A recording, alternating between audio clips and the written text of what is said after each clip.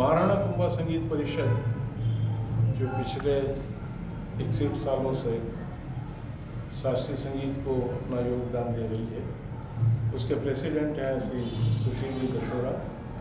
ये आपको इस संस्था के बारे में कुछ बताएंगे। परिचय देके सर, किस तरह का इवेंट है, संस्था किस तरह से काम कर रही है और अभी क्या इवेंट होने वाला है उसमें? मैं सुशील दशोरा कार्यकारी अध्यक्ष हूँ महाराणा कुंभा संगीत परिषद का। महाराणा कुंभा संगीत परिषद की स्थापना 1962 में पंडित ओंकारनाथ जी ठाकुर के द्वारा की गई थी। हमारे पहले प्रेसिडेंट निरंजन नाथ जी आचार्य थे। उस समय से लेके आज तक निरंतर रूप से हम कुंभा संगीत समारोह आयोजित कर रहे हैं और यह वर्तमान में 61वां समारोह होने जा रहा है। इसमें कुंभा संगीत परिषद द्वारा देश के सभी ख्यातनाम कलाकारों को हमने उदयपुर की जनता के सामने रखा है, उनकी प्रस्तुति दी है और हम गर्व के साथ कह सकते हैं कि आज भी जितने ख्यातनाम कलाकार हैं वो चाहते हैं कि एक बार हम कुंभा के प्लेटफॉर्म पे आके अपना कार्यक्रम दें।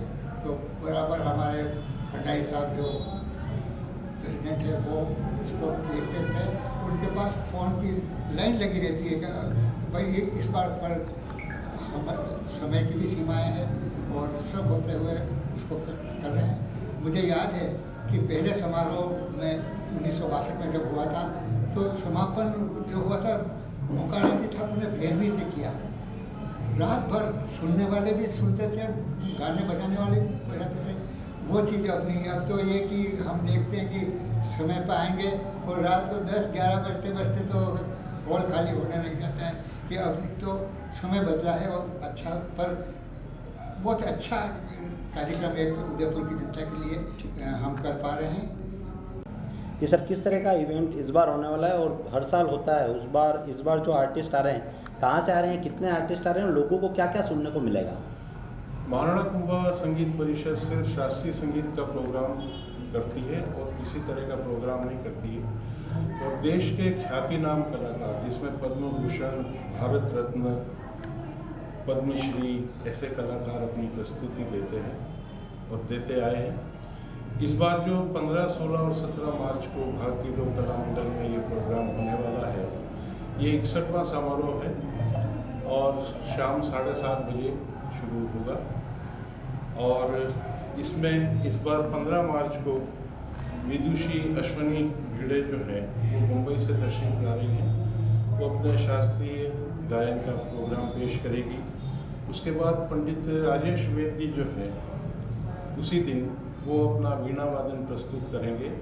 ये देश विदेश में बहुत ख्याति नाम कलाकार हैं और A.R. रहमान और मतलब जितना इनका क्लासिकल का प्रदर्शन होता है उसमें एक्सपर्ट है, उतना ही इनका लाइट म्यूज़िक में भी है, उतना ही योगदान है। 16 तारीख को उज्जैन की संस्कृति और प्रकृति वहाँ में ये संतूर और सितार पे एक डुएट प्रस्तुति पेश करेगी क्लासिकल उसकी वादन की, जो अपने आप में एक अनूठी प्रस्तुति है, संतूर और सितार का कॉम्बिनेशन। उसके बाद पंडित हरीश तिवारी अपना गायन प्रस्तुत करेंगे, जो दिल्ली से आ रहे हैं, तशरीफ ला रहे हैं। और उनको सुन के आज की तारीख में भारत रत्न जो हमारे थे कलाकार भीमसेन जोशी, उनकी याद ताज़ा हो जाती है, उनके और बिल्कुल उनकी प्रस्तुति उसी तरह से होती है। आखिरी दिन 17 तारीख को पुणे से ताल योगी पद्मश्री सुरेश तलवलकर जी अपनी प्रस्तुति देंगे पूरे ग्रुप के साथ, जिसमें उनका गीतम, वाद्यम और नृत्यम, ये एक यूनिक प्रोग्राम है।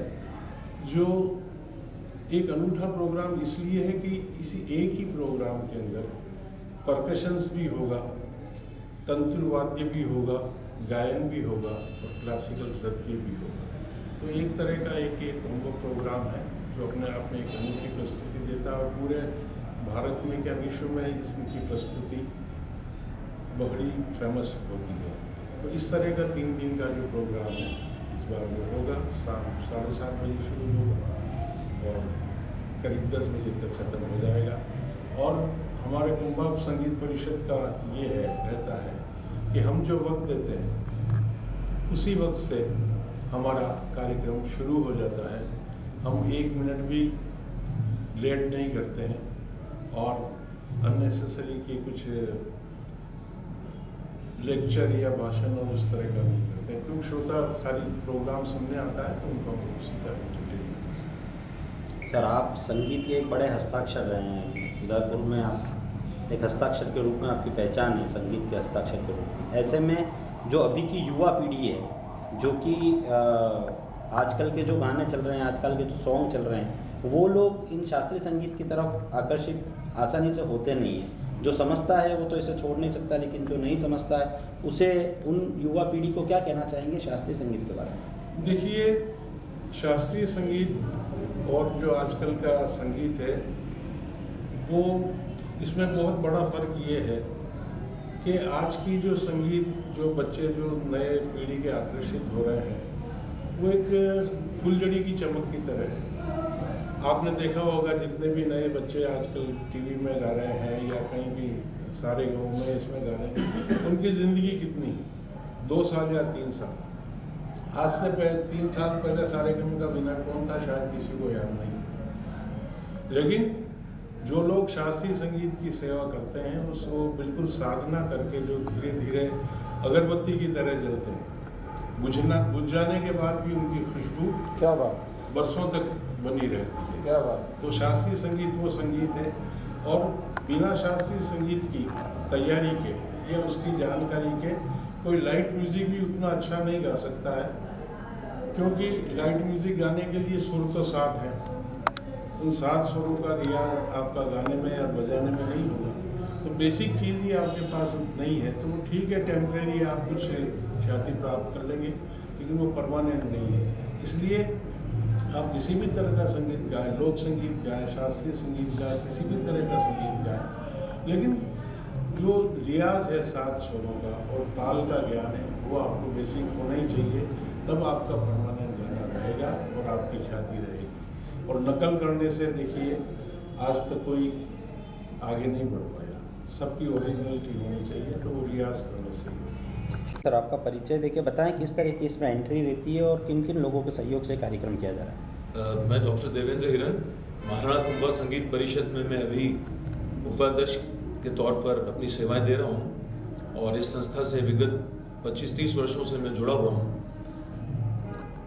दिनांक 15, 16 और 17 मार्च को महाराणा कुंभा संगीत परिषद की ओर से शास्त्रीय संगीत के समारोह का जो आयोजन किया जा रहा है, उसमें हमारे जो मुख्य सपोर्टर्स हैं, जो स्पॉन्सर्स हैं, उनमें वेदांता, हिंदुस्तान जिंक, लिपि data, ministry of culture, government of India, north zone cultural centre, जो भारत सरकार का ही एक एसोसिएशन है, उसी के साथ इकॉन, न्यू एज होम एवं RSMM की तरफ से हमें सहायता दी जा रही है, और ये हमारे मुख्य स्पॉन्सर्स हैं।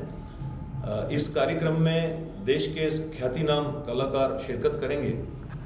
महाराणा कुंभा संगीत परिषद जो है विगत 61 वर्षों से संगीत के क्षेत्र में और मुख्यतः शास्त्रीय संगीत के क्षेत्र में कार्यरत है, और राष्ट्रीय अंतर्राष्ट्रीय लेवल के जितने भी कलाकार आप जिनका आप नाम ले सकते हैं, सभी ने इस समारोह में शिरकत की है।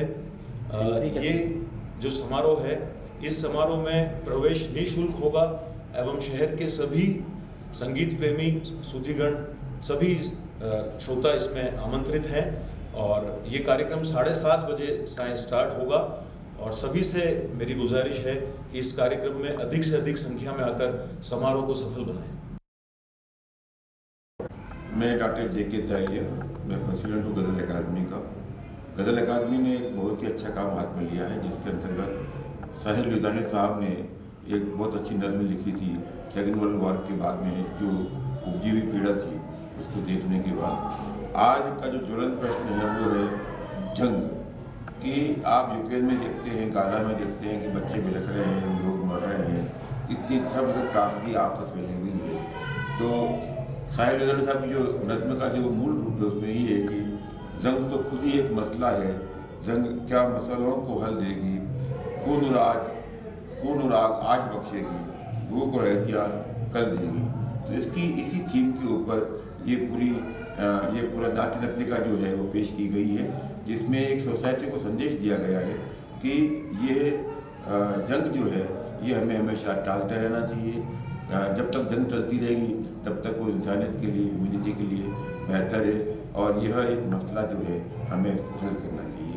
इसके बारे में जो डॉक्टर प्रेम भंडारी का ये सपना था बहुत पुराना कि इसके ऊपर कोई कार्यक्रम, कोई नृत्य नाटिका पेश की जाए, वो शायद आज साकार होने जा रहा है। मैं डॉक्टर भंडारी से कहूँगा कि इस बारे में कुछ सकते हैं। परछाइयाँ नज़्म शायर साहब ने सेकेंड वर्ल्ड वार के बाद लिखी थी, और जिसमें एक कहानी को लेके उन्होंने ये बताया कि जंग जो है उसका नतीजा कोई अच्छा नहीं होता है। जो हारता है वो तो बहुत कुछ खोता है, लेकिन जो जीतता वो भी बहुत कुछ कम नहीं खोता है। इसी थीम को उन्होंने ध्यान रख के करीब 186 लाइनों की एक नज़्म लिखी, जो बहुत बड़ी नज़्म है। उसको मेरी बरसों से इच्छा थी कि मैं इसको म्यूज़िकली कंपोज करूं, क्योंकि आज तक किसी ने इस नज़्म को कंपोज नहीं किया।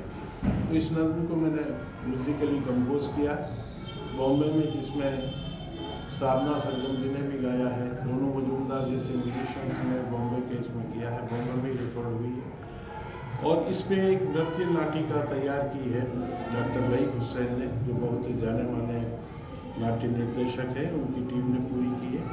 इसका प्रेजेंटेशन 14 तारीख को होगा। टोटल टाइम इसका करीब 1 घंटा 10 मिनट होगा। और इसके साथ ही शायर साहब ने एक नज़्म और लिखी थी, ए शरीफ इंसान, उसका भी इसी के साथ में वो कंक्लूड है परछाइयाँ नज़्म का, उसमें वो पेश की जाएगी। आगे आपको गज़ल अकादमी के सेक्रेटरी, मैं डॉक्टर देवेंद्र हिरन गज़ल एकेडमी में बतौर सचिव मैं भी कार्यरत हूँ, सेवाएं दे रहा हूँ। गज़ल एकेडमी और भारतीय लोक कला मंडल के संयुक्त तत्वाधान में एक डांस ड्रामा का मंचन दिनांक 14 मार्च 2024 को लोक कला मंडल में शाम को 8 बजे इसका मंचन होगा।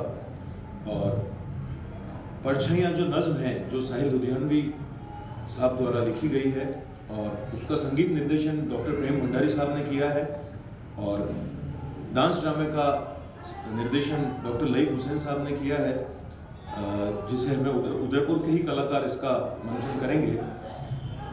इस कार्यक्रम में जो मुख्य सपोर्टर्स जो हमारे हैं, जो स्पॉन्सर्स हैं, उनमें RSMM, इकॉन ग्रुप और न्यू एज होम ग्रुप जो बिजनेस हाउसेस हैं, उनका हमें पूरा समर्थन और सपोर्ट मिल रहा है। मेरी उदयपुर के सभी संगीत प्रेमियों एवं दर्शकों से गुजारिश है कि इस कार्यक्रम में अधिक से अधिक संख्या में आकर इस डांस ड्रामा प्रोग्राम को सक्सेसफुल बनाएं। इस प्रोग्राम में प्रवेश निःशुल्क रहेगा और कार्यक्रम शार्प 8 बजे शाम को 14 मार्च को स्टार्ट होगा। बहुत बहुत धन्यवाद। जय हिंद, जय मेवाड़। प्लीज मेरे YouTube चैनल को सब्सक्राइब जरूर करें। Thank you.